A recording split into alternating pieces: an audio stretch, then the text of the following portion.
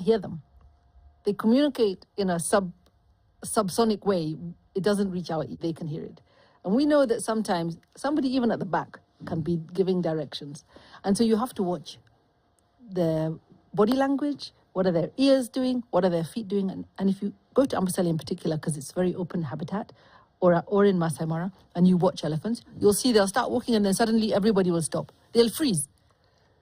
And it's like everyone has been told, wait, stop. And somebody in the group will make a decision and then they will keep moving. So we believe that the matriarch actually makes the decisions for the family groups, but sometimes you'll even see a group will start appearing to split. And then at some point, the matriarch will just stand her ground and everybody will have to get back in shape and go the way she wants them to go. She doesn't have to lead from the front. She can lead from behind. Since you know they have a language, there must be a study that has been conducted as to how to understand what it is they're saying. From what you've said so far, it's you watch how they behave, and when you look at how it is coordinated, you realize there's someone in this group that is coordinating it. Now, are there any sounds that elephants make, because elephants make sounds, that you've been able to understand and interpret? Like when they trumpet, as we call it trumpet. There's a signature trumpet that means happy, or a signature trumpet that means angry. There are what we might even call words, because they will arrange them in different ways for different contexts. Patterns, yes. Yeah, so they've been recorded for a long time by Joyce Poole and her team at Elephant Voices, and they have been trying. You can play back a sound and see. So what do they do? So in this way, there's some interpretation going on. And with the benefit now of AI, you can do a lot more. And so the research is still very, very nascent. But it's been shown for whales, especially for sperm whales, that these animals have language. And elephants and whales are quite similar in the way that they communicate. So what we do know right now, you can predict it, right? An elephant trumpet is sometimes a scream, a call for help or something. But a rumble, and you'll hear rumbles like... very, very low sound. It sounds like an engine idling. Yeah, like something happening in the stomach. And it sounds like something happening in the stomach. And sometimes you can't even hear it, you can just feel it. You can just feel it on your body. You can't hear it with your ears. and that sound, that rumble, it's obviously a vibration, sounds are vibrations. Those sounds might be contact calls. Hey guys, I'm here. Come over. They can use these rumbles to communicate over vast distances, kilometers. Because those sounds and vibrations move not only in the air, but also through the ground. And they can listen with their feet, with their ears, and with their trunk. There's no other animal that has that ability. Maybe fish. Fish can feel vibrations with their whole body. But elephants can actually feel with their feet. They have special cells in their feet and special cells on the tip of their trunk. What that means, if you can imagine, an elephant might be 5 kilometers away and is sending you a message. And it's just coming in the form of a wave, a vibration in the ground. If you position your legs in a certain way, you'll be able to tell which direction it's coming from. In Turkana, the people called elephants thunder. Because when thunder happens, the elephants arrive.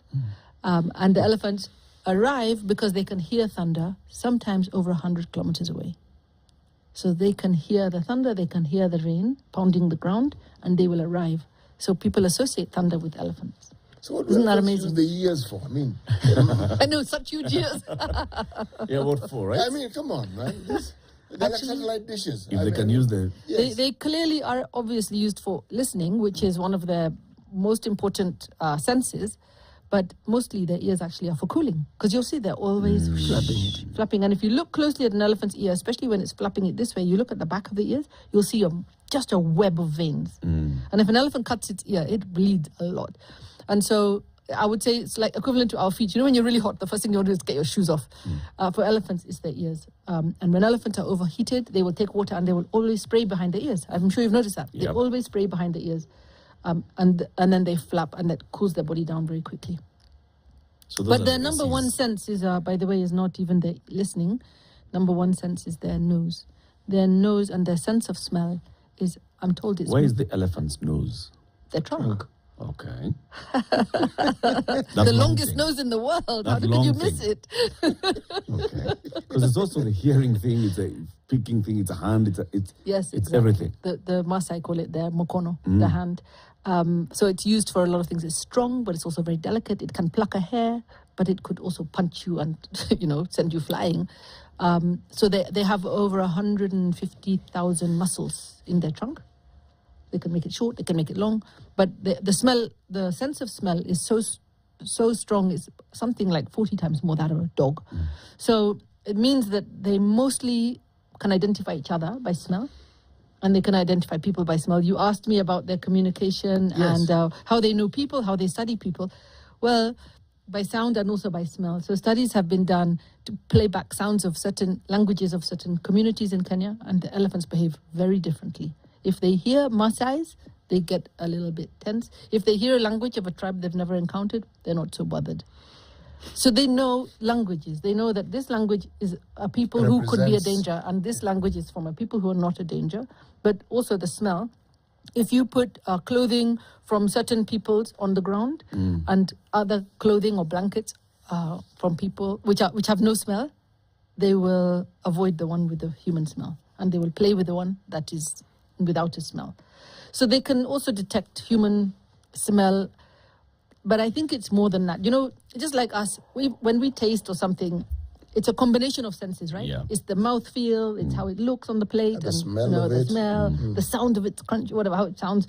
So it's multiple things that, multiple senses that come to play together. And with elephants, you can tell when you're sitting in a car and an elephant is looking at you.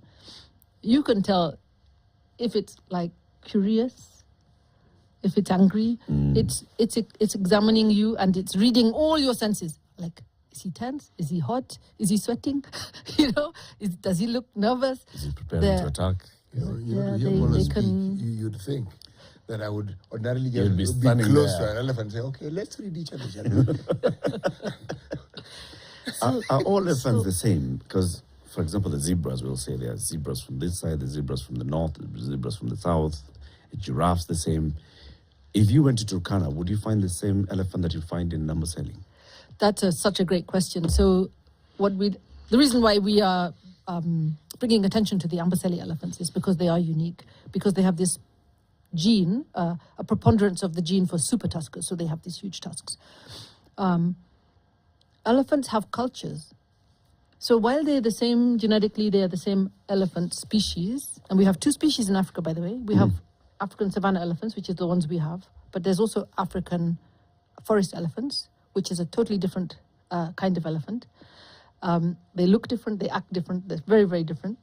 But the savannah elephants, the differences between them are mostly in culture. So when we were filming Secrets of the Elephants with National Geographic, I traveled all around Africa, and I was amazed. You go to Zimbabwe, and the elephants have figured out how to navigate very steep cliffs. By using their trunk, they make it into a ball, and they reach out, and the cliffs are very crumbly, and you could easily lose your footing and go tumbling down the cliff. But the elephants use their fist, they punch the ground as they walk and try to find where is the hard ground, and then they put their foot exactly where they punched the ground. Right. And that saves them going on a very, very long journey in order to get water. So they teach the babies. I watched one baby coming, and it was stumbling and tripping and sliding, and the mother was like holding it, like, behave yourself, stand here. And they like really manage the babies. If you go to other countries, let me think of another. There were just so many amazing things we saw in their culture. In Namibia, in the desert, the same savannah elephants living in a desert, true desert. They will walk through the valleys, and the trees are very tall, and most of the branches are out of reach for the families. The bulls will walk, pluck branches, and leave them for the families to come and get them. So they have these cultures which are very different from location to location. And if you brought a Kenyan elephant to Namibia, it'll probably die. It probably could not survive in that terrain. It has not learned. So they learn so much from their families, and they pass on this knowledge from generation to generation. So apart from the huge tusks of the Amboseli elephants, there's nothing else. There's no other physical difference. No, Like lighter skin, darker? Not Nothing? really. In Samburu, we have some elephants which have pink patches on them. That's a genetic strange thing which is unique to that population. Every population is kind of determined by its environment. So if you go to Shimba Hills, the elephants there live in forests. They live in small families. You'll find there 4 or 5 individuals in a family. But if you go to Amboseli, a family could be 20, 30 elephants, sometimes 40, and they will all stay together. So they live in a wide open environment, and you find elephants change their social structure and their behavior depending on the environment around them. If they need water, they will do longer migrations. If they're in a very dry area, if you go to northern Kenya, they do huge migrations, thousands of kilometers. In Amboseli, they move daily from the park to the outside and back into the park. So it's very, very much associated with the physical environment that they're living in and the food resources that are available to them. How do you manage their elderly? Oh, what a great question. So an old elephant is so interesting. They are like humans, but How old is old for elephants? they don't get arthritis as far as I know. So elephants will live into their 60s. That's old for an elephant. Maybe mid-60s. They don't die from cancer. Actually, it's unknown in elephants, cancer. But what you do see is older elephants, they lose their teeth. They, unlike us, we grow, our baby teeth fall out and then our permanent teeth come in. For elephants, they have 6 sets of teeth and they emerge from the back of the jaw. They move through the jaw and they fall out, one tooth at a time. The name Loxodonta Africana, Loxodonta. So the first means, tooth grows at the very back. Yeah. And then it moves. Yeah, the name Loxodonta refers to the tooth. Actually, the shape of the tooth is like a loxodonta. It's a big thing like this, and it has ridges across it, and it's designed for grinding grass or grinding up bushes and things. So as they grind, it wears down and it falls out. And then another one comes in, and another one. Only 6 times. How many teeth does it have? They're only 6 in the end. They've got the tusks, which are their incisors, and then they have this lozenge-shaped tooth, which is a big tooth here, and it'll be like one, and maybe the other one will be falling out, and another one will be popping up from behind. So usually it's like one big tooth in there. And by the time they're in their 60s, they're on their last one. Someone is asking and what it's smooth. It's like so smooth. It's like this, it's like the table, and they can't grind up food anymore. So such an elephant cannot eat rough food. So it will stay in the swamps. It will stay in places where the food is soft, and the family might stay close to that elephant. And when an elephant gets very old, eventually it will die of starvation, not from disease or other old age-related diseases. And the family will stay with that elephant. When it dies, they'll stay there. They will stay around. They will grieve. They will sometimes put sticks on it. They might try to raise it when it's dying, but they will all hang around and they will mourn for a long time. And then afterwards, they will go away, but they'll come back again and again. They'll come back and they'll keep coming back. They'll keep coming back and touching the body. Someone is asking whether they have a justice system. A justice system. Yeah. What do you do to those that break the law? Do they ostracize errant members of their community? Yeah, that's a really good question because it could help us a lot, hey? I have seen females definitely chastising their daughters. If their daughters are behaving badly, maybe... What's behaving badly? Behaving badly might be their baby. The boys. baby needs to be protected and the baby is not being given enough attention. Usually everything's around the babies. They're very family-oriented. And sometimes you'll have 2 large females in a group and they're both fighting over leadership. Right.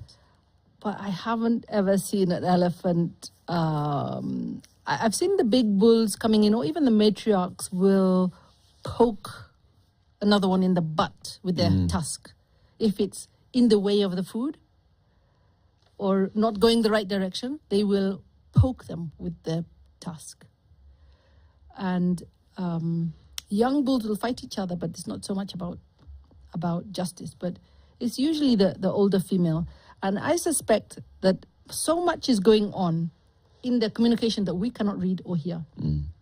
They're talking to each other all the time, constantly having conversations and multiple conversations, like having your computer open with multiple windows, because they're not only talking to the family here, they're talking to the family which you can't even see. They're talking to others all over the place. But usually what So we there's no see- banishing. You will I've not never see. seen banishing, but you know, we've only studied them for 50 years. That's not even the lifetime of one elephant. And it's one population. We have so much to learn from these guys. Okay. So there's a some sort of justice system. There is a justice system. But There's a punishment. yeah. If girls are left to take care of the kids and they don't take it, Yeah, tomboys are they identified. are there. brought to order. The differences you mentioned between the forest elephant and the savannah elephants, what are these differences? Oh, wow. I didn't even realize it until I went to Congo to see for myself. The forest elephants are smaller, much smaller. So I saw one, and it came out of the forest with what appeared to be the mother. And I was like, oh, what a cute baby. Look, it had huge tusks, but it was a tiny little elephant. I mean, it was so small. I was quite blown away. Their eyes, many of them, their eyes are golden, not... Ours are brown or chestnutty. Theirs are golden. They're so amazing. When you see them, it's kind of spooky. They live in forests. They live in small family groups, sometimes only 3-4 individuals. They don't live in big groups. There's not that much grass in the forest, so they eat fruit and leaves, those kind of things. They are very aggressive, extremely aggressive. And that's because they've been persecuted for a very long time. Their tusks are not like ours. You know how our bulls have tusks like this, or like big tusks. Theirs are very straight and quite thin. They can be quite long. And they're quiet. They're so silent. Ours are playful, rumbling, and all this stuff. I didn't see that with those elephants. They were very, very quiet. And very alert. Actually, they're very, very sensitive, extremely sensitive to every sound. You have to go on the river and just quietly, go on a boat without the engine, and just sometimes people even get in the water and walk just in order to get close to them, because it's very, very hard to see them in the forest. But they form these amazing trails in the forests, and many, many elephants will use them. So when you go in to the forest, it's like a spider web of trails, and those trails are where they've been pooping, and so that's amazingly, it's almost like they're farming. So they're pooping, and then the vegetation that they've been eating, the seeds, are now germinating.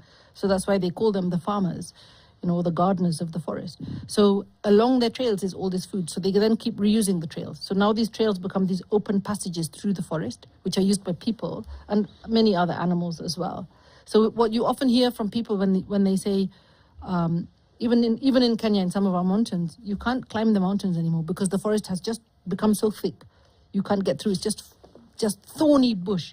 And they say when the elephants were here, they would make these pathways. They would make the roads for everyone to use. The agrarian revolution started with elephants. Yes.